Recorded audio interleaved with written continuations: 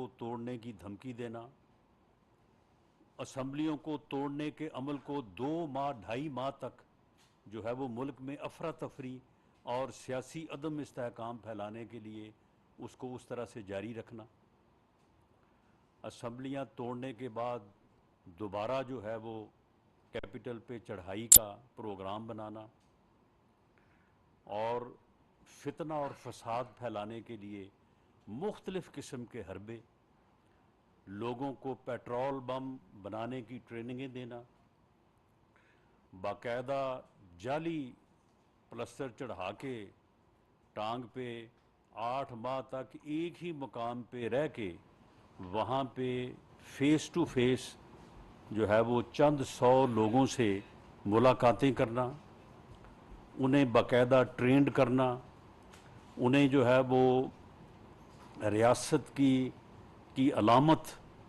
अदारों और जगहों के ऊपर हमला करने की जो है वो तरगीब देना, एक मुसलसल जो है वो जहर जो है वो नौजवानों के जहनों में जो है वो इंजेक्ट करना, ये अमल जो है ये जारी व सारी रहा और बिल आखिर ये फितना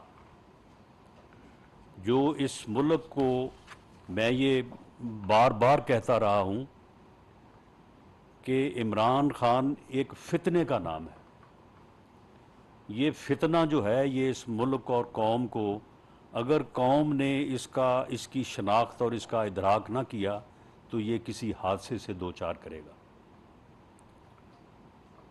लेकिन ये इन वाक़यात की बुनियाद पे ये कहा तो नहीं जा सकता, लेकिन शायद अल्लाह ताला को इस मुल्क और कौम की भलाई मकसूद थी कि ये फितना के इससे पहले ये वो शक्ल इख्तियार करता और इस मुल्क और कौम को किसी हादसे से दो चार करता।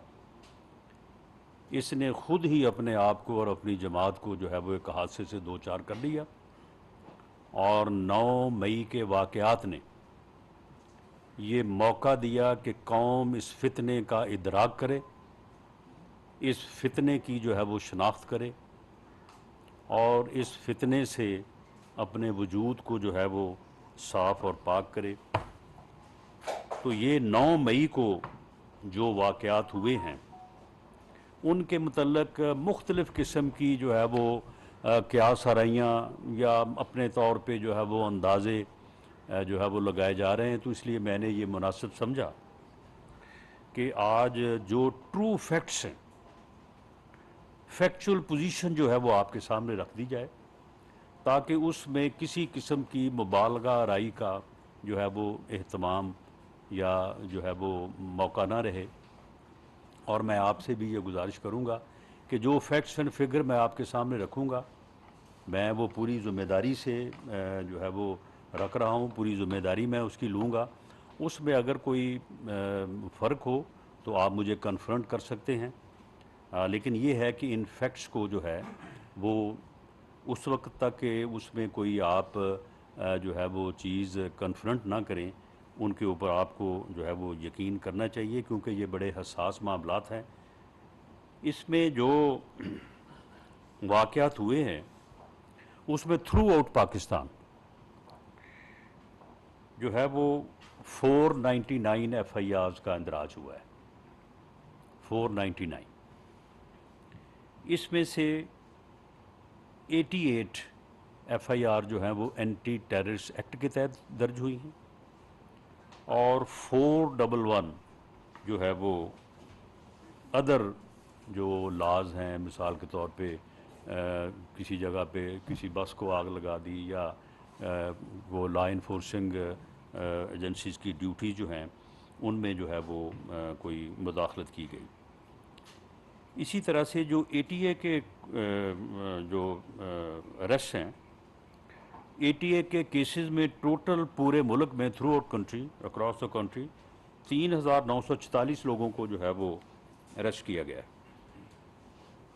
जिनमें पंजाब का फिगर क्योंकि ज़्यादा है तो वो मैं अलहदा से आपको ये 2588 है और KPK में जो है वो तकरीबन 1100 यानी 1099 लोगों को जो है वो अरेस्ट किया गया है।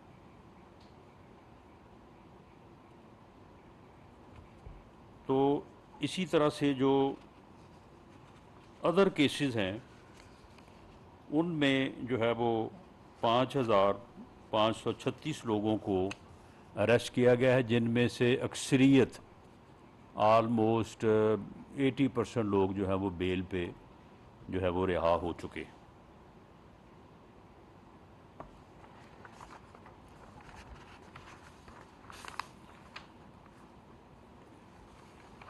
ये अब फिगर आपके सामने है कि ये 499 500 FIRs में से सिर्फ 6 FIRs हैं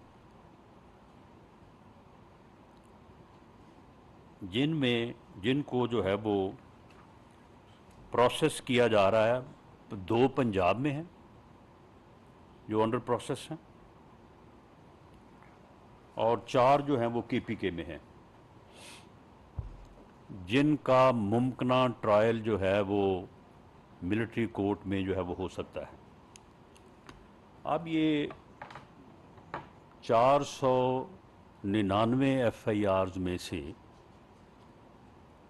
सिर्फ ये 6 FIRs हैं जिनको देखा जा रहा है, जिनको प्रोसेस किया जा रहा है कि उनमें उनका ट्रायल जो है वो मिलिट्री कोर्ट्स में मुमकिना तौर पे जो है वो हो सकता है।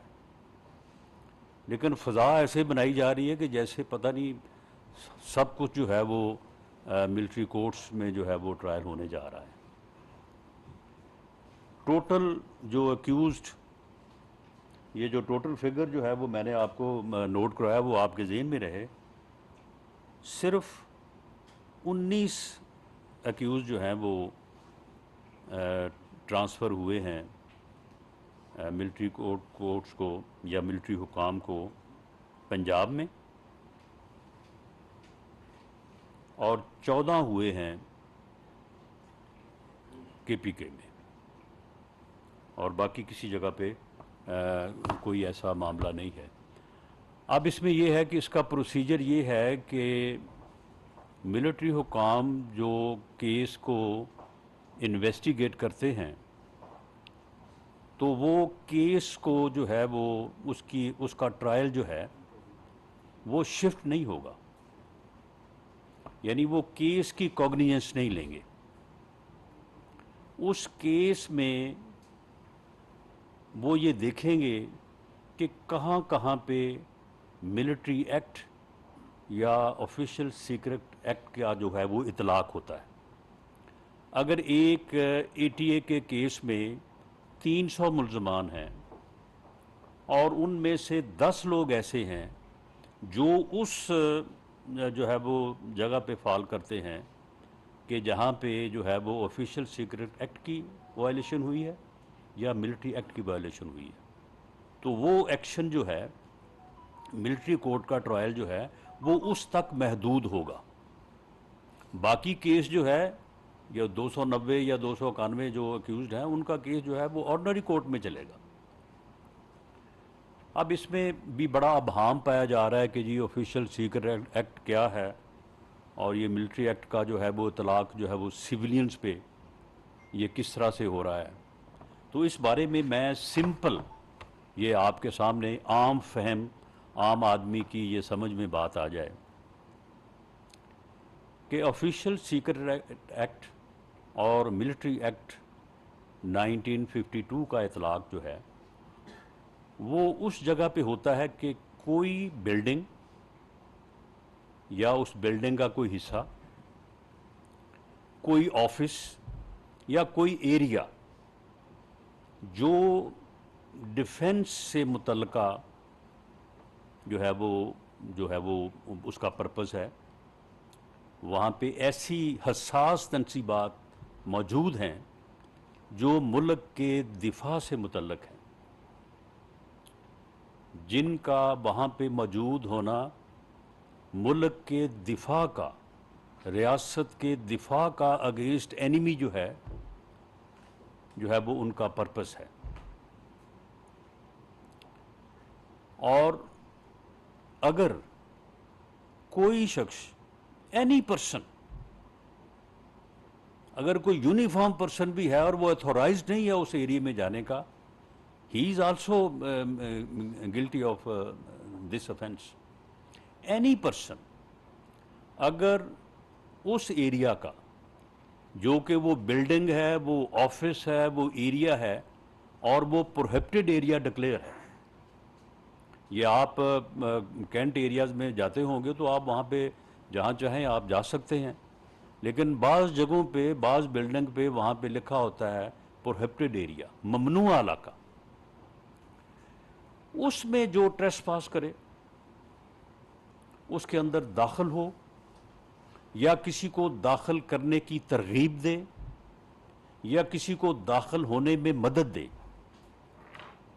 तो वो guilty of official secret act और मिलिट्री एक्ट की मुख्तलिफ दफ़ात के तहत जो है वो काबिल मुआखज़ा है, काबिल सज़ा है। अब इसमें यह है कि इसमें सिविलियन का सवाल कैसे पैदा हो गया या सिविलियन प्रोटेस्ट का सवाल कैसे पैदा हो गया। ये प्रोहिबिटेड एरियाज़ जो हैं, जहाँ पे मुल्क के दिफा से मुतल्लक हसास तनसीबात जो हैं मौजूद हैं, वहाँ तक रसाई हासिल करना, ट्रेसपास करना, वहाँ पे फ़ोटोग्राफी करना, उनकी वीडियोज़ बनाना, उनको फिर फैलाना, ये कहाँ का एहतजाज है जी। और इस एहतजाज को अगर आप जो है वो कवर दें सिविलियन प्रोटेस्ट का और जो है वो ह्यूमन राइट्स का, तो फिर कौन सी रियासत जो है वो अपने आप को जो है वो मौसर अंदाज से जो है वो अपना दिफा कर सकती है। कैपिटल हिल में तो शायद ऐसी तनसीबात जो है वो नहीं थी, वो उनका एक तरह से पॉलिटिकल ऑफिस है, या जो लंदन राइट्स हुए वहाँ पर भी कोई ऐसी बात नहीं थी, लेकिन उन मुलज़मों को किस आहनी हाथ से जो है वो डील किया गया। जिस मुलज़म ने उस हॉल में दाखिल हो के जो स्पीकर की टेबल है उसके ऊपर खड़े हो के तस्वीर खिंचवाई थी, तो उसे 4 साल जो है वो सज़ा हुई है। और इसी तरह से बाकी लोगों का जैसे जैसे कोई जुर्म था उसके मुताबिक जो है, वहाँ पे तो खलील जमदे साहब ने कोई ट्वीट नहीं किया, कोई उन्हें ख्याल नहीं आया कि यहाँ पे कोई ह्यूमन राइट्स जो है इनकी वायलेशन हो रही है। यहाँ पे खलील ज़ल्मे साहब को जो है वो रोज़ उनको ये बड़ा नज़र आ रहा है कि जी यहाँ पे बड़ी ह्यूमन राइट्स की वायलेशन हो रही है, रोज़ जो है वो ट्वीट जो है वो कर रहे हैं। वहाँ पे लॉबीज़ जो है वो बड़ी सरगर्म है, उनको यहाँ से डॉलर पहुँचाए जा रहे हैं, बड़ा माल खर्चा जा रहा है कि जी आप दस्तखत करके भी दें और लॉबी भी हो, और जनाब ये यहाँ पे जो है वो बड़ा कोई ह्यूमन राइट्स के अगेंस्ट जो है वो काम हो रहा है। तो ये जो भी जो है मुलज़म उन प्रोहिबिटेड एरियाज़ में ट्रेसपास करता है, तो उसमें किसी ना तो कॉन्स्टिट्यूशनल अमेंडमेंट की ज़रूरत है, ना उसमें कोई नया कानून बनाने की ज़रूरत है, ना उसमें कोई मिलिट्री कोर्ट बनाने की ज़रूरत है। There are standing courts there, वो ऑलरेडी मौजूद हैं और वो अपना काम कर रही हैं, और अपना जो दिफा से मुतल्लिक़ मामलात हैं उसके ऊपर उनकी पूरी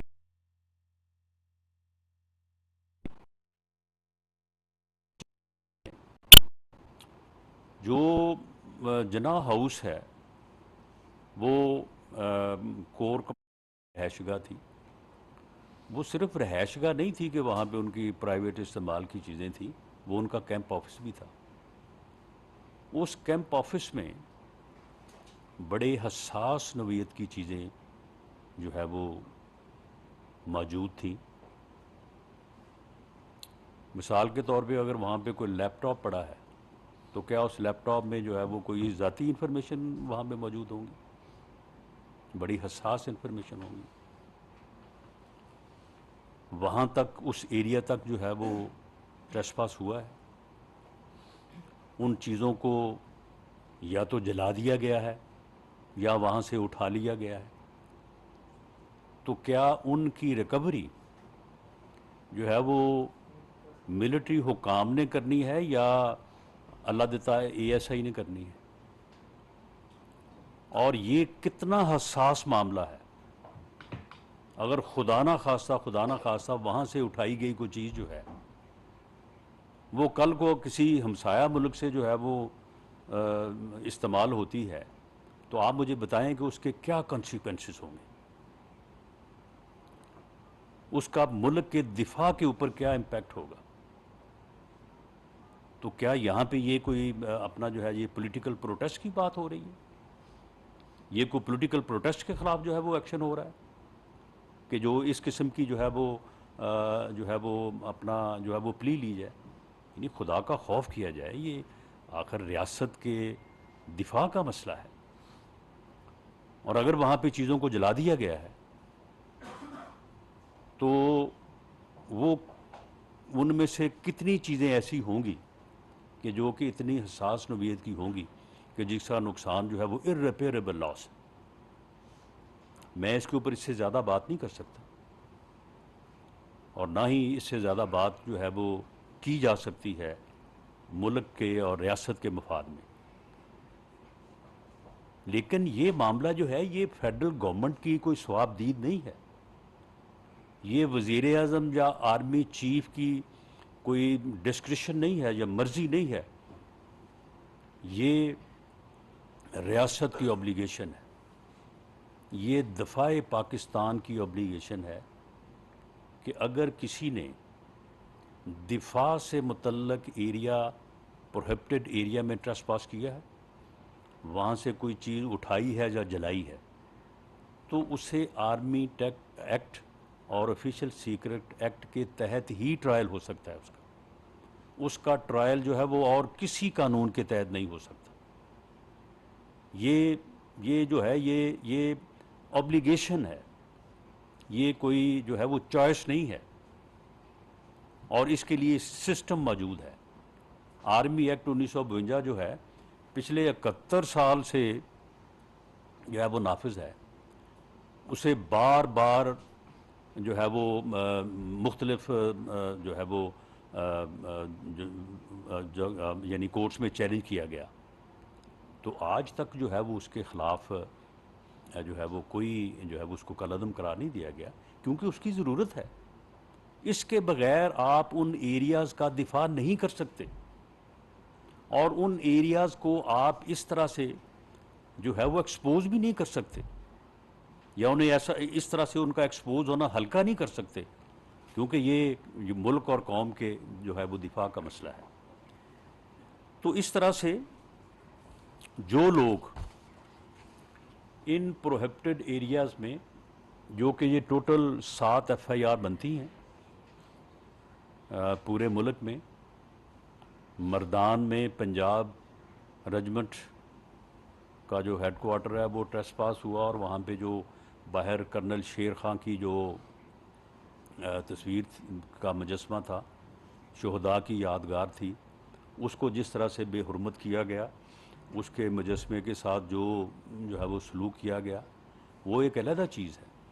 कोई भी कौम जो है या कोई भी अदारा जो है वो उसका प्राइड होता है। उस प्राइड के बग़ैर कोई कौम, कोई अदारा जो है, कोई फ़ौज जो है ना लड़ सकती है, ना अपने मुल्क का जो है वो दिफा कर सकती है। ये प्राइड ही है जो लोगों को इस बात के ऊपर आमादा करता है कि वो अपनी जान की कुर्बानी दे दें, वो शहादत को जो है वो गले लगा लें। उस प्राइड को इंजर करना, डैमेज करना और इस तरह का उसके साथ सलूक करना जो है कि ऐसी कुर्बानी पेश करने वाले लोगों या उनके लवाकीन के ऊपर जो है वो एक नेगेटिव इम्पैक्ट हो, तो ये भी जो है वो अपने तौर पे यानी मुल्क के दिफा को जो है वो कमज़ोर करने वाली बात है। तो इसी तरह से ये 4 केसेस वहाँ पे हैं, 3 केसेस जो हैं वो पंजाब में हैं, जिनकी मुमकिना तौर पे जो है यानी 499 500 FIRs में से टोटल जो है वो 6 या 7 FIRs की, और उन FIRs में से जो है वो कुछ मुल्ज़मान की जो है इसमें मिसाल के तौर पे एक प्रोहिबिटेड एरिया है, उस एरिया के बाहर जो है वो लोग जमा हैं, वो प्रोटेस्ट कर रहे हैं, वो नारे लगा रहे हैं, उनको जो इस वक्त जो मेरी इन्फॉर्मेशन है, उन लोगों को जो है वो इस ट्रायल में शामिल नहीं किया जाएगा। जो लोग उस प्रोहिबिटेड एरिया में दाखिल हो गए हैं और दाखिल होने के बाद वो उस हसास एरिया में नहीं गए और उस एरिया में जाके उन्होंने आग नहीं लगाई या कोई चीज़ नहीं उठाई, तो शायद उनको भी जो है वो इस जो है वो अमल से बाहर रखा जाए। लेकिन जो लोग उन प्रोहिबिटेड एरियाज़ में दाखिल होके हसास तनसीबात को जलाने, उनको उठाने में मुलव्वस पाए जाएंगे और जिनकी शनाख्त के एक नहीं, एक से ज़्यादा, 3-4 से ज़्यादा ज़राए से तस्दीक होगी, वो बंदा जो है, वो मुल्ज़म जो है, वो ख़ुद कहेगा कि जी मैं ही था वहाँ पे, ये व्हाट्सएप मैसेज मैंने ही लोड किया है, ये मेरा ही अकाउंट है और इस अकाउंट में मैंने खुद ही ये सारी बातें जो हैं, ये सारी बातें लिखी और मैंने जो है वो की है, ये वीडियो मेरी है, ये तस्वीर मेरी है, मैं वहाँ पे ये आग लगा रहा था, मैंने ये चीज़ वहाँ से उठाई है। आखिर ये चीज़ें रिकवर भी तो करनी है ना। तो ऐसा करने में अगर किसी को वहाँ पे जलाओ घराओ करने में पकड़ा जाएगा तो मिलिट्री एक्ट 1952 में उसकी सज़ा है 3 साल। और अगर इससे आगे जाके वो फ़ोटोग्राफ़ी करता है उन हसास चीज़ों की और उसके बाद वहाँ पे तोड़ फोड़ करता है, उनको जला देता है, उनको ज़ाया कर देता है, उसकी सज़ा है 14 साल। जबकि इसी एक्ट की, द सेम एक्ट जिसमें सिर्फ घराओ जलाओ हो, इससे और कुछ ना हो, एंटी टेररिस्ट एक्ट सेक्शन 7 में इसकी सज़ा 25 साल है। यानी अगर यही केस इन्हीं मुल्ज़मान के ऊपर अगर इधर चलेगा तो जिस जुर्म की सज़ा 3 साल है घराओ जलाओ की, अगर वो एंटी टेररिस्ट कोर्ट में चलेगा तो उसकी सज़ा 25 साल है सेक्शन 7 के तहत। तो ये कोई किसी के साथ जो है वो कोई जुल्म होने या ज़्यादती होने नहीं जा रही। ये लॉ की ऑब्लिगेशन है कि अगर दिफा से मुतल्लक इंस्टॉलेशंस प्रोहिबिटेड एरिया में जो है वो कोई दाखिल होता है और इसमें कोई ज़्यादा जो है वो पेचीदगी भी नहीं है, प्रोहिबिटेड एरिया जो है वो डिक्लेयर्ड हैं आर्मी रूल्स के तहत, आर्मी एक्ट के तहत, और उन एरियाज़ में जो ट्रेसपास करे और वहाँ पे जाके ये अमल करे, वही जो है वो उस जुर्म में मौखुज़ है। बाकी इसके अलावा जो है वो किसी के ऊपर जो है वो ये ऑफेंस जो है ये नहीं बनता। तो इसलिए ये एक प्रोपेगेंडा करना इस अंदाज से कि जी ये कोई सियासी एहतजाज के ऊपर जो है वो मिलिट्री कोर्ट्स कॉग्निजेंस ले रही हैं, मिलिट्री कोर्ट जो है वो बनाई जा रही हैं, कोई मिलिट्री कोर्ट नहीं बनाई जा रही, कोई आइनी अमेंडमेंट नहीं की जा रही, कोई जो है वो किसी प्रोटेस्ट को जो है वो रोकने के लिए या कर्ब करने के लिए जो है वो किसी का ट्रायल जो है वो नहीं हो रहा। और बाकी जहाँ तक इस बात का मामला है, ये मुल्क और रियासत के दिफा का मामला है, अगर उन एरियाज़ में कोई भी जाए, कहा जा रहा है कि जी कल को फिर ऐसे होगा, वो भाई कल को फिर अगर कोई ऐसे करेगा तो फिर ऐसे होगा।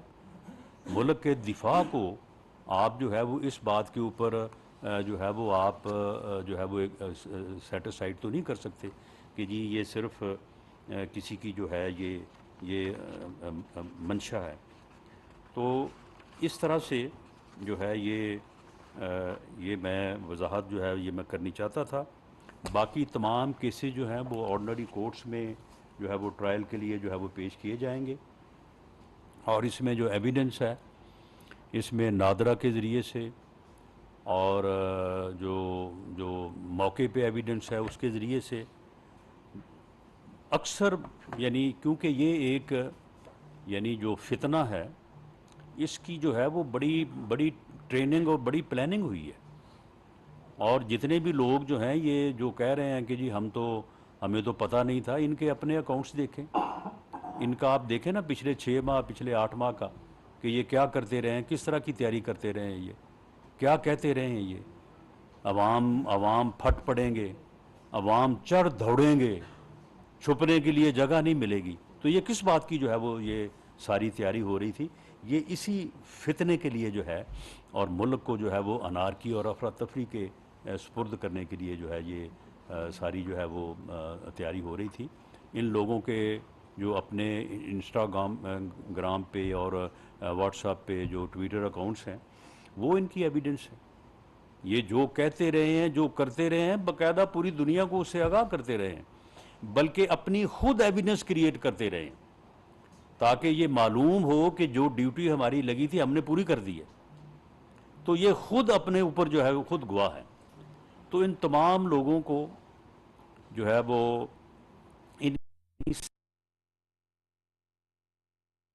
और जो वाकई टेक्निकल जो एविडेंस है उसके ऊपर जो आदमी 100% श्योर नहीं होगा कि ही वॉज देयर, ये आदमी जो है इस घराव जलाओ में या इस एक्ट में जो है वो शामिल था, उसके ऊपर जो है वो कतन उसे किसी भी केस में जो है वो इन्वॉल्व जो है वो नहीं किया जाएगा। किसी बेगुनाह के ऊपर फेडरल गवर्नमेंट पूरी जिम्मेदारी से, मैं पूरी रिस्पॉन्सिबिलिटी से, कोई भी आदमी अगर क्लेम करे कि जी मैं बेगुनाह हूँ और मेरे पास ये सबूत है मेरे बेगुनाह होने का, तो इन्वेस्टिगेशन में मुझे फेयर जो है वो मौका नहीं मिला, बिल्कुल उसे फेयर मौका जो है वो दिया जाएगा। वज़ीर आज़म इसके ऊपर बड़ी पूरी तरह से जो है वो वाज़ेह हैं कि किसी भी बेगुनाह को इन केसेस में जो है वो इन्वॉल्व नहीं किया जाएगा। लेकिन जिन्होंने ये अमल किया है, जिन्होंने ये इंस्टिगेशन की, जिन्होंने ट्रेंड किया, जिन्होंने पूरी जो है वो मनसूबाबंदी की, जिन्होंने पूरी मनसूबाबंदी से लोगों को वहाँ पे पहुँचाया और एक ऐसा अमल करवाया जो कि पूरी कौम के लिए जो है वो दुख का बायस भी बना और शर्मिंदगी का बायस भी बना। 9 मई और 10 मई के वाक़यात के ऊपर जो हमारे हमसाया मुल्क में जो तबसरे हुए हैं, जिस किस्म के वहाँ पे प्रोग्राम्स हुए हैं, जिस किस्म की वहाँ पे जो है वो गुफ्तगू हुई है, वो सुनने लायक नहीं है। और उस शर्मिंदगी का बायस बनने वाले ये लोग हैं, और वो नासूर हैं जिन्होंने इस की जो है वो पूरी जो है वो मनसूबाबंदी की और पूरी प्लानिंग की और लोगों को बाकायदा मुनज़्ज़म करके जो है वो इस हाल तक पहुंचाया। मैं ये बात पूरे दावे से कह सकता हूँ कि इमरान खान नियाज़ी की जो भी सपोर्ट थी या वोट था या उसकी जो पॉलिटिकल जो है वो फॉलोइंग थी, वो उसके इस अमल में उसके साथ नहीं थी। अगर वो इसके साथ होती तो 25 मई के इसका जो धरना और इसका जो लॉन्ग मार्च था, तो उसमें फिर 12-13 हज़ार लोग ना होते। ये जना एवेन्यू पे आपने उस दिन देखा कि जिस दिन सुबह ये यहाँ से वापस लौट के गया है, तो उस दिन अगर इसकी फॉलोइंग, इसका वोटर, इसका सपोर्ट इसके इन इकदामात के साथ होता, तो वो उस दिन तादाद ये 12-13 हज़ार ना होती।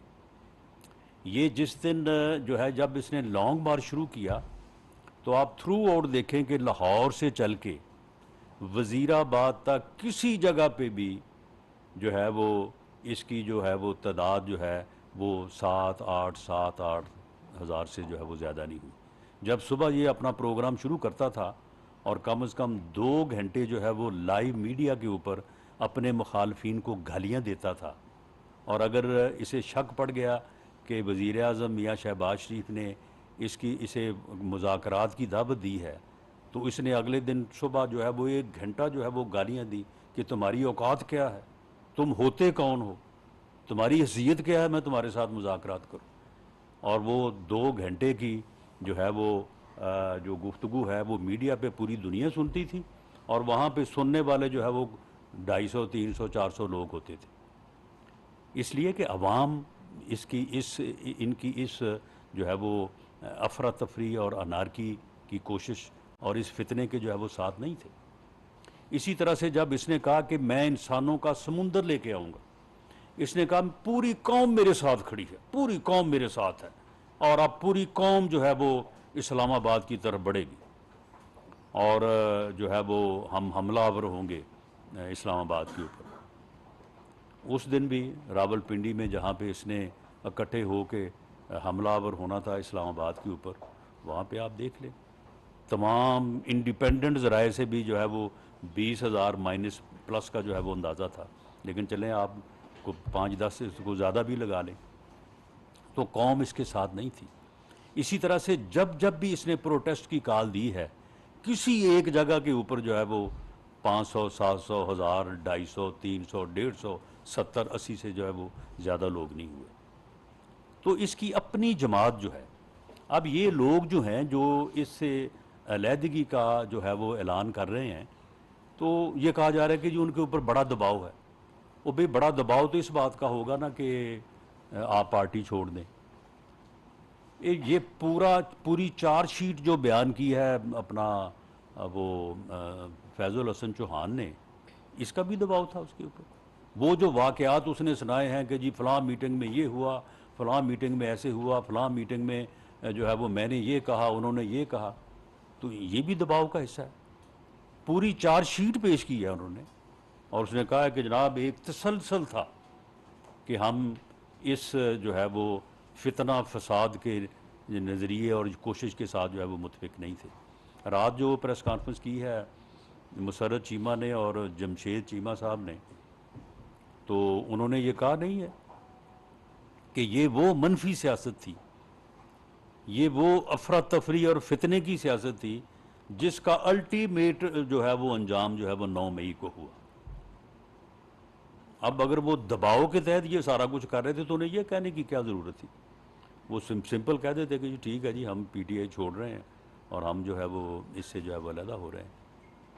अब अगर किसी को मई के महीने में जेल में बहुत ज़्यादा गर्मी महसूस होती है, तो भाई इसमें फिर अब मई का कसूर है या फिर गर्मी का कसूर है, अब इसमें हमारा कसूर तो नहीं है। जब हम भी जेलों में थे तो उस वक्त क्या कोई उस वक्त मई ठंडा हो गया था, या उस वक्त जून और जुलाई के महीने जो हैं जब हम जेलों में रहे हैं वो हब्स में कमी थी। उस वक्त तो इमरान खान अमेरिका में भी कहता था कि वो मैं जा रहा हूँ, सबसे पहले मैं जाके पता कराऊंगा कि कहीं वहाँ किसी के जो है वो सेल में कोई एसी वगैरह तो नहीं डॉक्टरों की रिकमेंडेशन के ऊपर लग गया, किसी को खाना तो नहीं कहीं घर से मिल रहा, कोई हॉस्पिटल में तो नहीं वहाँ पे जाओ दाखिल हो गया। मैं को तकरीबन 7 माह रहा हूँ अपना कैंप जेल में।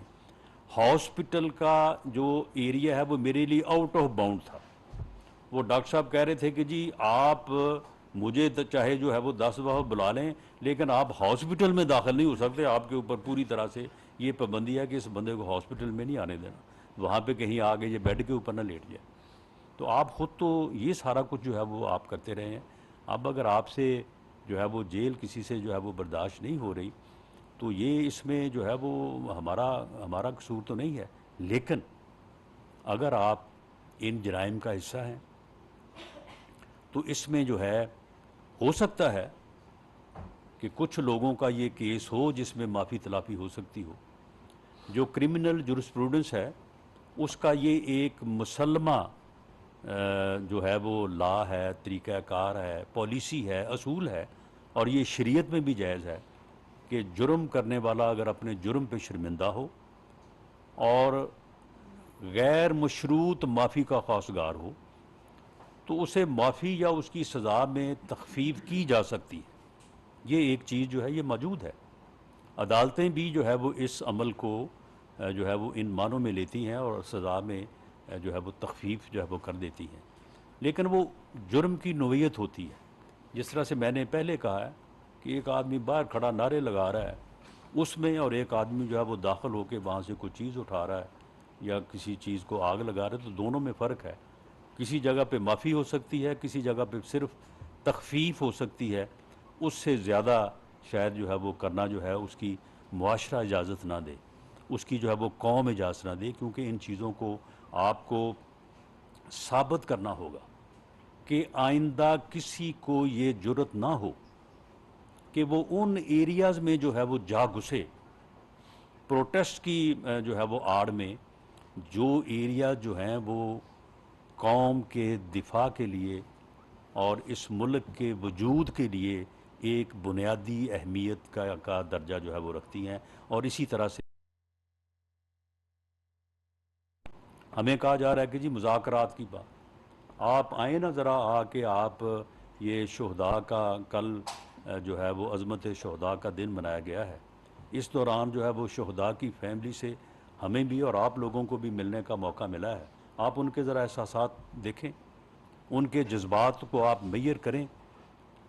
क्या वो हमें इजाज़त देते हैं कि हम सुबह जो है वो इनके साथ मुज़ाकरात के लिए बैठ जाएं? मेरा ख्याल है कि वो हमारे ऊपर जो है वो उनके जज्बात जो है वो हावी आ जाएंगे कि भाई ये इन लोगों ने हमारे साथ ये किया और आप आज ही बैठ गए हैं इनके साथ सियासी जो है वो मामलात को तय करने के लिए, जबकि इस आदमी ने 2014 से लेके आज तक, ये 10 साल का अरसा है, इसने हर लम्हा जो है वो अपने सियासी मुखालफिन को जो है वो गालियाँ दी हैं। इसने उनके साथ हाथ मिलाना, उनके साथ बात करना जो है आज तक जो है ये गवारा नहीं किया। जब इंडिया ने हमारे ऊपर हमला किया उस वक्त भी, उस वक्त के आर्मी चीफ की रिक्वेस्ट के ऊपर भी इसने कहा मैं उस कमरे में चला जाऊं जिस कमरे में ये सारी अपोजिशन बैठी है, मैं इनके साथ हाथ मिला लूं। मैं ये काम नहीं कर सकता। ये उस कमरे में नहीं आया जहाँ पे जो है वो ब्रीफिंग जो है वो होनी थी, और इनके बगैर जो है वो वहाँ पे ब्रीफिंग हुई। तो ये चीज़ें जो हैं ये मैंने आपके गोशगुजार करनी थी, और मैंने आपसे ये रिक्वेस्ट करनी थी कि ये कोई पॉलिटिकल प्रोटेस्ट या सिविलियन ट्रायल का कोई मामला नहीं है। ये दिफा से रिलेटेड एरियाज़ को तहफ़्फ़ुज़ देने, महफूज करने, महफूज रखने का मामला है, और इसे हर कीमत पे रखा जाएगा। इसके ऊपर कोई कंप्रोमाइज़ जो है वो नहीं हो सकता। इसके ऊपर कंप्रोमाइज़ का कोई इख्तियार जो है ना अपना फेडरल गवर्नमेंट के पास है, ना ही किसी अदारे के जो है वो सरबराह के पास है। और जिन लोगों ने इन एरियाज़ को ट्रेसपास किया है, उस लिमिट को जो है वो क्रॉस किया है, वो इसके ज़िम्मेदार हैं। जिन्होंने उनको तरगीब दी है वो इसके ज़िम्मेदार हैं। जिन्होंने मनसूबा बंदी की है वो इसके ज़िम्मेदार हैं। जिन्होंने इस माहौल को बनाया है वो इसके ज़िम्मेदार हैं। लेकिन दर्जा बदर्जा जो है वो सारी चीज़ें जो हैं, अभी ये भी कहा जा रहा है कि जी उनको पकड़ लिया, फ़लाँ को नहीं पकड़ा, फ़लाँ ने ये किया, फ़लाँ ने वो किया। ये सारे लोग जो हैं इस मामले में एक तरतीब के साथ जो है, इसमें कोई जल्दी या कोई अपना जो है वो ऐसे हेस्ट की बात नहीं है कि किसी को गलत तौर पे जो है वो मुलव्वस किया जाए। दर्जा बदर्जा जिनका जो जो बनता है उसके मुताबिक जो है वो उन तक जो है वो पहुंचा जाएगा। और जो मिलिट्री ट्रायल या मिलिट्री एक्ट से मुतल्लक मैंने जो है वो बात की है, दैट इज़ सिंपल, और वो सिर्फ उस हद तक महदूद है। वो किसी नारे या किसी जो है वो तकरीर के ऊपर जो है वो उसका नफाज ना होना चाहिए, ना होगा। लेकिन जिन एरिया के ऊपर उसका नफाज होता है वो नफाज ऑलरेडी लॉ में मौजूद है। उसके लिए ना तो कोई अमेंडमेंट की जा रही है और ना ही उसमें जो है वो किसी किस्म का कोई जो है वो इजाफा किया जा रहा है। बहुत शुक्रिया। अब मैं आपके क्वेश्चन के लिए हाजिर हूँ। राणा साहब, आप 3 in 1 हैं, पॉलिटिकल वर्कर, वजीर दाखिला और कानून रान भी हैं। आपने कहा किसी अल्लाह दिखे ASI ने तो उनको रोकना नहीं था।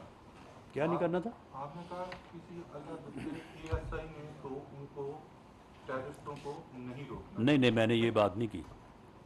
पुलिस का आपने जिक्र किया। जी, मैंने ये बात की है कि वो हसास इंस्टॉलेशंस, वो प्रोहिबिटेड एरियाज़ जिनको ट्रेसपास करना, जिनमें दाखिल होना जो है वो वायलेशन है ऑफिशियल सीक्रेट एक्ट की और आर्मी एक्ट 1952 की, अगर वहाँ पे कोई दाखिल हुआ है और वहाँ से कोई चीज़ उसने उठा ली है जिसकी हसासियत के मतलब मैं ज़्यादा बात भी करना जो है वो मुनासिब नहीं होगा, तो उसकी रिकवरी या उसके ज़ाया होने की सूरत में उसकी कॉग्निजेंस जो है वो मिलिट्री एक्ट के तहत ही होनी है।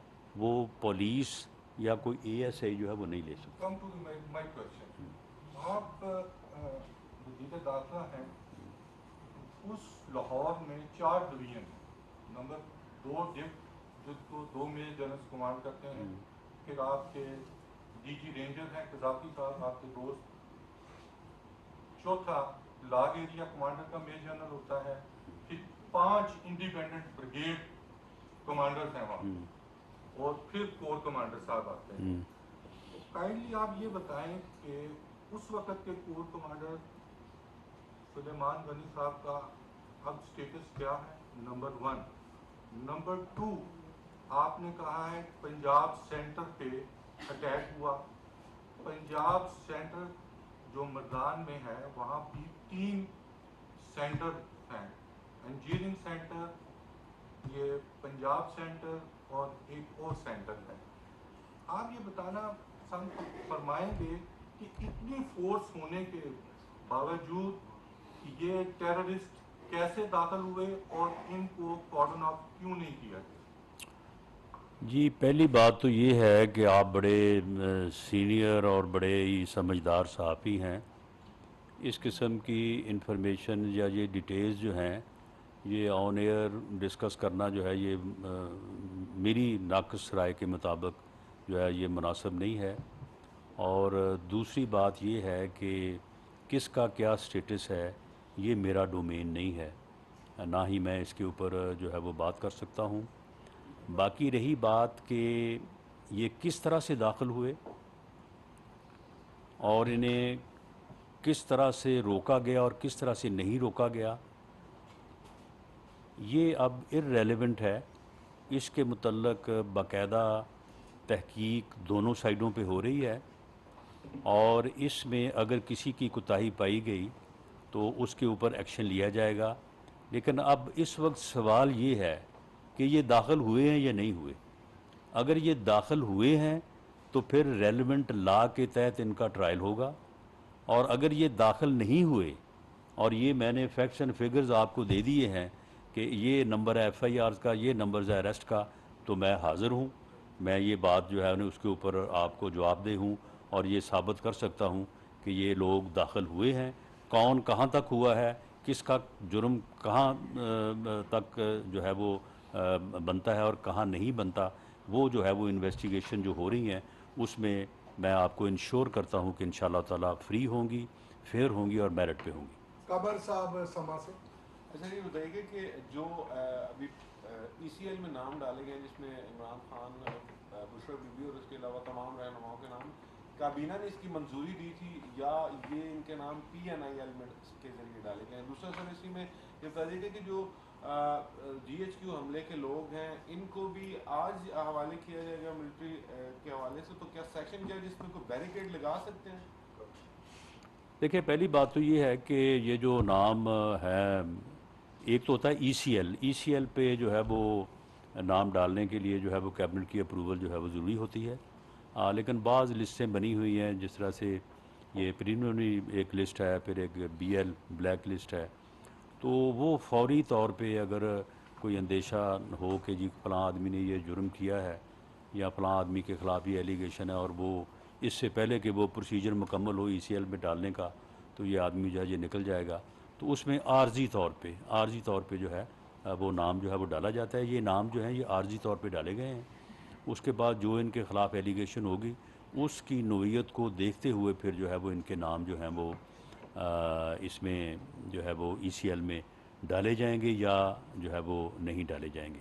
बाकी जहाँ तक मैंने आपको अर्ज़ किया है 19-1 और 14-1, ये मुल्ज़मान जो हैं ये बाकायदा जो मिलिट्री हुकाम हैं वो उनका किरदार, उनका रोल सारा देख के प्रूफ्स जमा करके उसके बाद कोर्ट में उसकी जो है वो रिक्वेस्ट डालते हैं और कोर्ट जो है वो बाकायदा रिकॉर्ड का जायज़ा लेने के बाद जो है वो उसके ऊपर जो है वो अपना ऑर्डर जो है वो पास करती है। तो ये सारा अमल जो है वो इसी तरह से हुआ है। और जो लोग कोर्ट में नहीं होते या कोर्ट में अभी उनका जो है वो यानी कस्टडी में नहीं होते, तो वो फिर जो सेक्शन 549 है ऑफ CRPC, उसमें एक बाकायदा प्रोसीजर है पूरा कि किस तरह से जो है वो उनको फिर जो है वो उनकी हवालगी होती है, बाकायदा उसका जो है वो अंदराज होता है। और मैं ये भी आपके सामने ये मामला जो है ये रख दूं कि ये जो ट्रायल है, इसमें एक तो ये है कि ये कस्टडी के मरहले पे भी जुडिशल रिव्यू होता है। उसके बाद फिर जब वहाँ पे सज़ा जज़ा का मामला होगा तो उसके बाद फिर एक अपील जो है वो चीफ़ ऑफ आर्मी स्टाफ के पास होती है। तो उसके बाद बाकायदा हाई कोर्ट में भी जो है वो अपील कर सकते हैं, उसके बाद सुप्रीम कोर्ट में भी जो है वो अपील कर सकते हैं। और उसमें वो जो है वो जुडिशल रिव्यू का इख्तियार हाई कोर्ट्स और सुप्रीम कोर्ट को होता है। उसमें सज़ाया सेटिसाइड भी हो सकती है और बरकरार भी रह सकती है। एनी इंडिपेंडेंस है? कुरतुलैन शराजी, इंडिपेंडेंट उर्दू से। दो सवाल हैं कि एक ये कि क्या पाकिस्तान तहरीक इंसाफ के जो चेयरमैन हैं इमरान खान, उनका आर्मी एक्ट के तहत ट्रायल जो है वो किया जाएगा या वो प्रोसेस में है? दूसरा ये कि क्या जो PTI की जमात है उस पर पाबंदी लगाने का कोई अमल जो है वो शुरू हो चुका है या होगा?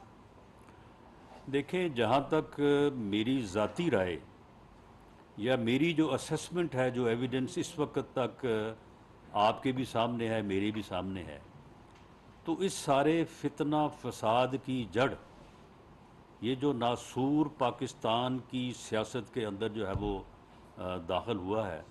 मुझे भी आखिर जो है वो कॉलेज लाइफ से लेट 80 से लेके आज तक जो है इतना अरसा हो गया है, हमने तो कभी नहीं देखी थी इस किस्म की नफ़रत की सियासत, जिसकी आबियारी जो है ये इमरान खान साहब ने जो है वो बड़ी मेहनत से की है।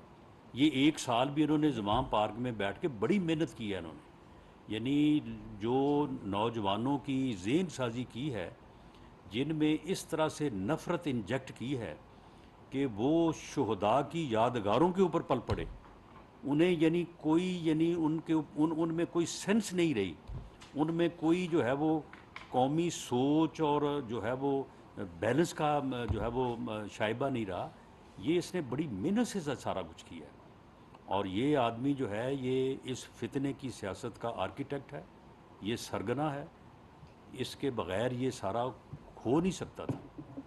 तो इसलिए मेरी राय में तो ये आदमी जो है ये सारी इस प्लानिंग का जो है ये ज़िम्मेदार है। और उसके अलावा वो लोग भी जो लोगों को फ़ोन कर कर के कह रहे थे कि तुम्हें पता है कि तुम्हारा टारगेट क्या है, पहुंचो वहाँ पे, इनका ये ख्याल था कि शायद जब हम ये अपने टाइगर भेजेंगे वहाँ पे और ये ट्रेनी लोग तो अवाम भी आ जाएंगे साथ, अवाम भी हज़ारों लाखों की सूरत में आ जाएंगे और जो है ना वो एक अवामी इनकलाब जो है वो आ जाएगा। लेकिन जिस तरह से मैंने कहा कि अवाम और इनकी जो सपोर्ट थी भी, उन्होंने इनके इस फितना और फसाद फैलाने के अमल को जो है उन्होंने बिल्कुल इसको जो है वो इंडोर्स नहीं किया। तो बिल्कुल जो है वो ये इस ज़ुमरे में आते हैं। और जहाँ तक पाबंदी लगाने की बात है, आप देखें पाबंदी जो है गवर्नमेंट तो सिर्फ रेफरेंस भेज सकती है, पाबंदी तो जो है वो फिर सुप्रीम कोर्ट से जाके लगनी है। तो एविडेंस तो मौजूद है, लेकिन आगे फ़ैसला जो है वहाँ से फ़ैसले में जो है वो जो चीज़ें रुकावट हैं वो इससे पहले भी कई दफ़ा जो है वो डिस्कस हुई हैं कि हमारे मुल्क का जो निज़ाम अदल है वो इस वक्त किन सायों और किन जो है वो यानी जो है वो मामलात में जो है वो गिरा हुआ है। तो उसके ऊपर जो है वो हमारी लीगल टीम जो है वो पूरी तरह से गौर व फिक्र कर रही है कि उस टेस्ट के ऊपर जो है वो एविडेंस जो है वो पूरी आनी चाहिए। तो उसके बाद फिर गवर्नमेंट जो है वो इस बारे में फ़ैसला करेगी। फ़ैसला इस बारे में कोई नहीं हुआ, लेकिन रिकॉर्ड का जायज़ा जो है वो लिया जा रहा है। एक मिनट, एक मिनट, एक शाम। हमारे एंकर है तमीम इब्राहिम साहब, रेड जोन से उनको अगवा कर लिया जाता है। उसके बाद आगे सचिव साहब को हाईकोर्ट में बुलाया गया और उन्होंने कहा कि वहाँ पे सेफ सिटी का कैमरा मौजूद नहीं है, हालांकि 150 कैमरे और भी लगाएंगे। उस जगह को मैंने विजिट किया, वहाँ पे कैमरा लगा हुआ है। आप इतने क्यों बेबस हैं कि एक साथी को अगवा कर दिया जाता है और आपको पता ही नहीं?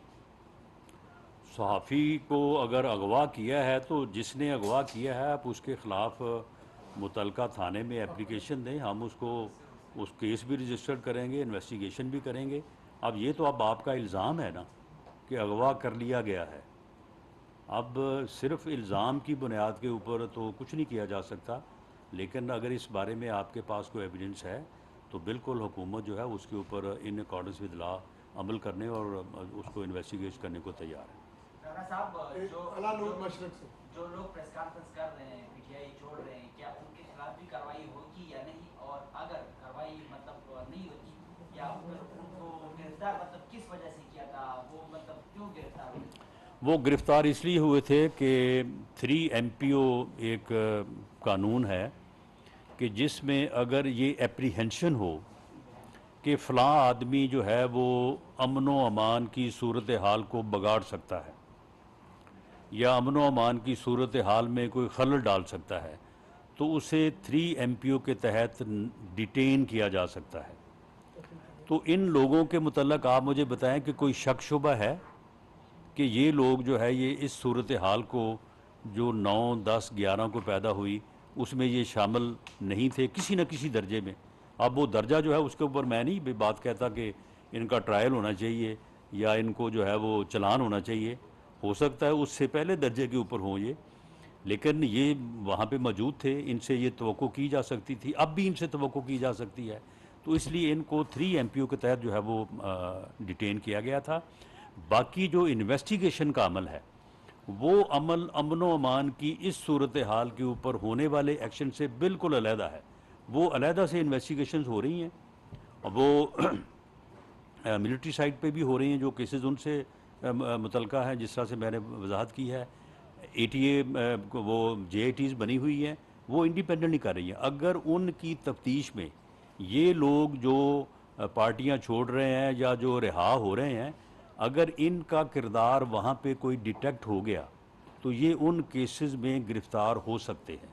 अब सिर्फ उनको इस बुनियाद के ऊपर कि आप जो है वो किसी किस्म की जो है वो इस किस्म की कार्रवाई में हिस्सा नहीं लेंगे, इस गारंटी के ऊपर छोड़ा जा रहा है। या बाज़ के लिए कोर्ट्स ने ऑर्डर किए हैं, लेकिन कोर्ट्स ने भी कहा है कि इनसे बयान हल्फी लें, उनसे बयान हल्फी लिए जा रहे हैं और सिर्फ इस तसल्ली पे छोड़ा जा रहा है कि ये अमन व अमान की सूरत हाल को ख़राब नहीं करेंगे। उस्मान मुजफ्फर ITV से। राणा साहब, ये बताइएगा, एक तो पहले के तरीके साहब पे पाबंदी लगाने जा रहे हैं या नहीं लगाने जा रहे हैं? दूसरा तो ये बताइएगा कि आपका भी ताल्लुक पंजाब से है, मेरा भी।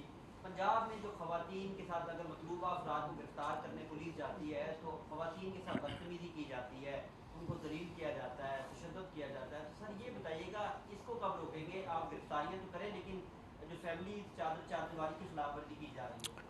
देखिए, चादर और चार दीवारी का जो तहफ़्फ़ुज़ है वो बिल्कुल हमारी रवायत है।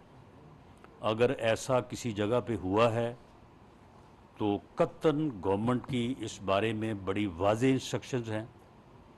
तो इसलिए मैं अब भी ये बात ज़ोर दे के कहूँगा कि जो भी लॉ इन्फोर्सिंग एजेंसीज़ के लोग हैं वो अपनी ज़िम्मेदारी को ज़रूर निभाएं, लेकिन चादर और चार दीवारी का तहफ़्फ़ुज़ जो है उसको वो पूरी तरह से मलूज़ ख़ातिर रखें।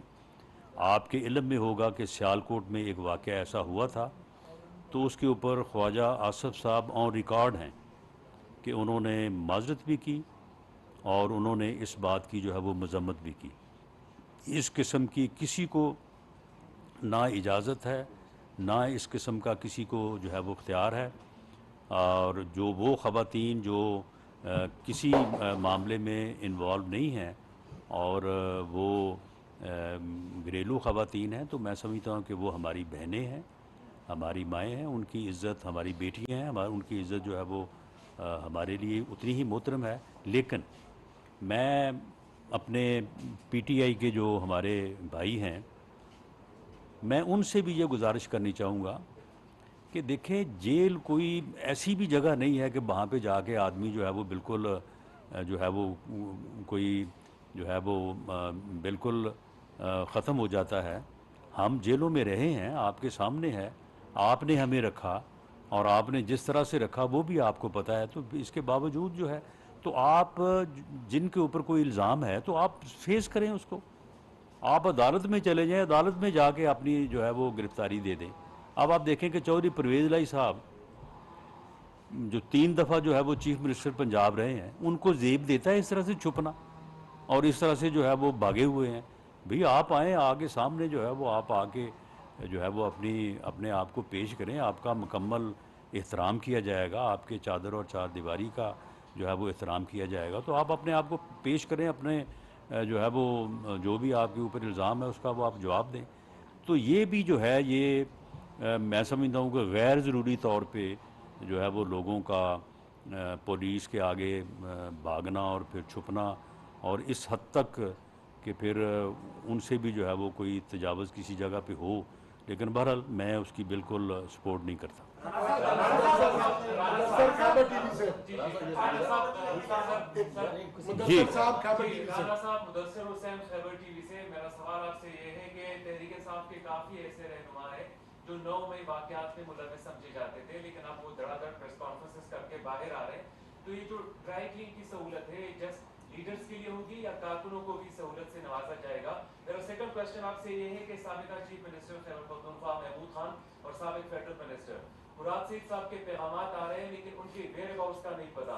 तो ऐसी स्पेकुलेशंस है कि वो मुल्क छोड़कर बाहर चले गए हैं, तो इस बारे में भी बताइएगा, क्या इन्फॉर्मेशन है आपकी? जी, उनके बाहर जाने की इन्फॉर्मेशन हमारे पास तो नहीं है और उनको जो है वो उस लिस्ट में भी शामिल किया गया है जिसमें जो है वो उनको बाहर जाने से रोका गया है। बाकी आपने सहूलत की बात की है, तो देखिए सहूलत जो है ना वो तो रोल से जो है वो मुंसलिक है। किसका क्या रोल है और इन्वेस्टिगेशन में उसके ख़िलाफ़ क्या सबूत जो है वो सामने आते हैं। देखिए ऐसा भी हो सकता है कि एक आदमी जो है उसने कोई अमल किया हो लेकिन इंसिडेंटली उसका कोई सबूत जो है वो ना हो, तो हो सकता है कि फिर आपकी नज़र में वो गुनाहगार है, लेकिन अदालत की नज़र में तो वो गुनाहगार उसी वक्त होगा जब आप उसके ख़िलाफ़ कोई सबूत लेके आएंगे।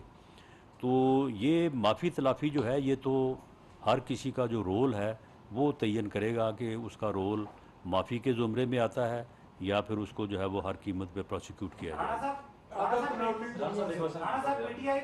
पीटीआई के लोग आए रोज जो है वो पार्टी छोड़ रहे हैं, तो आप क्या समझते हैं कि 1988 से आज तक इक़्तिदार में रहने वाली अवामी मुस्लिम लीग के साथ शमूलियत करने तो नहीं चाहते सर? ये नहीं, देखें मामला ये है कि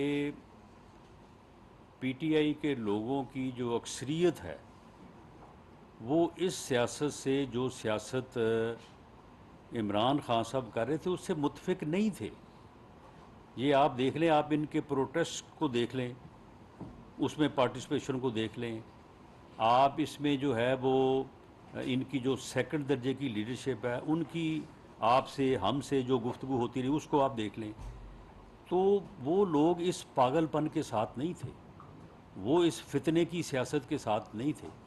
ये इन्होंने एक कल्ट जो है जो कि पूरे मुल्क में चंद सौ लोगों के ऊपर मुश्तमिल था, जो बराह रास्त इमरान खान के साथ मुंसलिक था, ये इन्होंने इख्तियार किया हुआ था और ये समझते थे कि इसके ज़रिए से वो इनकलाब ले आएंगे और मुल्क के ऊपर कब्ज़ा कर लेंगे, और ये कब्ज़े की ही इन्होंने जो है वो कोशिश की है जो कि नाकाम हुई है। आखिरी सवाल दी न्यूज़ से और पीछे की न्यूज़ से जी, ये जो आपने बताया वाक़यात, ये 6 से 7 तक का जा रहे हैं, 6 हैं या 7 हैं, और इनमें टोटल कितने लोग मुलव्वस हैं और क्या इन 33 के अलावा और भी लोग जो है रिजेक्ट कोर्ट पर ट्रायल किए जा सकते हैं? एक बात। तो दूसरा ये भी फरमा दें क्या इस सूरत हाल में इलेक्शन की मुमकिनात कितनी है आप? देखिए जी, पहली बात तो ये है कि मिलिट्री कोर्ट में ट्रायल का उनका एक अपना जो है वो मेयार है, और जहाँ पे वो जिस किस्म की बहुत क्रेडिबल और बड़ी स्पेसिफिक एविडेंस जो है वो क्रिएट करने के बाद ही जो है वो किसी मुल्ज़िम को ट्रायल करने का फ़ैसला उन्होंने किया है। जिस तरह का पैमाना उन्होंने अभी तक रखा है और जैसी उनको आर्मी चीफ की तरफ से इंस्ट्रक्शंस भी हैं, तो उस पे ऊपर तो मैं कोई जो है वो यानी कोई अंदाज़ा तो नहीं कर सकता, लेकिन मेरा ख्याल है कि ये कोई इतने ज़्यादा लोग नहीं होंगे और ये वो लोग जो उन स्पेसिफ़िक एरियाज़ में दाखिल हुए और उन स्पेसिफ़िक जो है वो तनसीबात को इन्होंने जलाया या उनको उठाया, जिनसे रिकवरी भी जो है वो बाई आल मीन्स करना जो है वो मुल्की दिफा के लिए और सालमियत के लिए ज़रूरी है। तो ये तो वही लोग आएंगे जिन लोगों के मतलब जो है वो इस किस्म के जो है वो प्रूफ्स होंगे।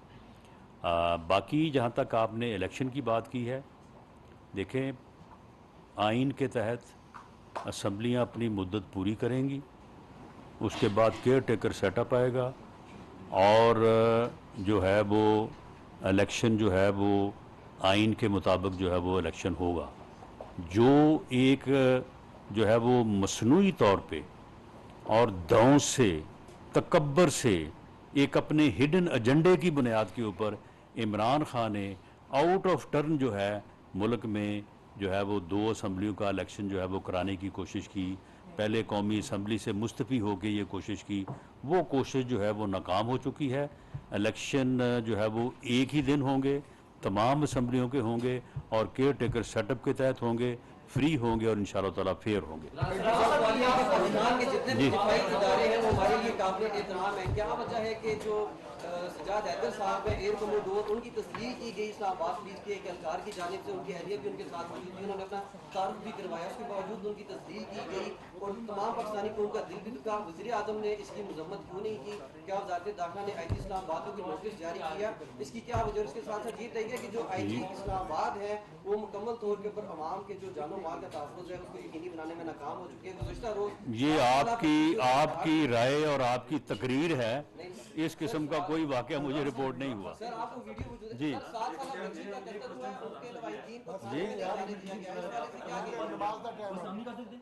छोड़े यार, क्यों आप झगड़ा क्यों करते हैं आप?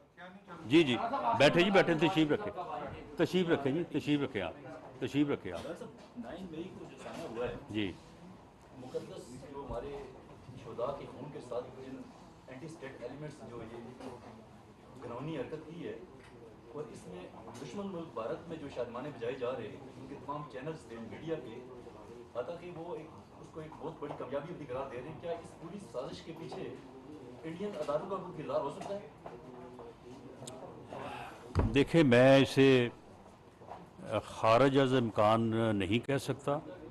इस बारे में तहकीकात जारी हैं और शायबा है या अंदाज़ा है कि इसमें गैर मुल्की हाथ जो है ये मुलव्वस हो सकता है और ये जो बैरूनी सपोर्ट है ये ज़ल्म खलील ज़ाद जो है ना, ये जो जगह जगह से जो है वो एड़ी चोटी का जोर लगा रहे हैं, तो उनको यहाँ से फीड किया जा रहा है और वहाँ से इनको जो है वो फीड किया जा रहा है। अब आप मुझे बताएं कि ये ज़ल्म खलील ज़ाद जो है, इसे मेरा नाम कैसे मालूम हो गया? इन्होंने लिख के भेजा होगा ना वहाँ से कि जनाब ये भी बयान दें आप। तो ये चीज़ें हैं, लेकिन क्योंकि ये इंतहाई हसास नौइयत की हैं तो इसलिए जब तक इसके ऊपर कोई सॉलिड एविडेंस जो है वो सामने नहीं आ जाती उस वक्त तक बात करना शायद मुनासिब ना हो। लेकिन जब जैसे ही कोई ऐसी सूरत सामने आएगी तो इंशाअल्लाह ताला आपको और आवाम को आगाह किया जाए।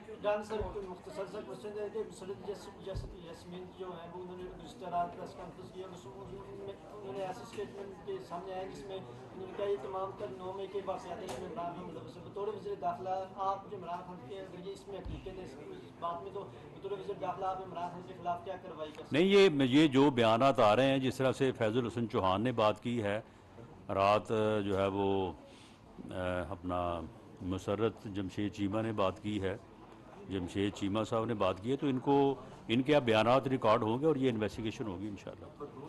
थैंक यू जी। वफाकी वज़ीर दाखिला राना सनाउल्लाह इस्लामाबाद में मीडिया से गुफ्तगू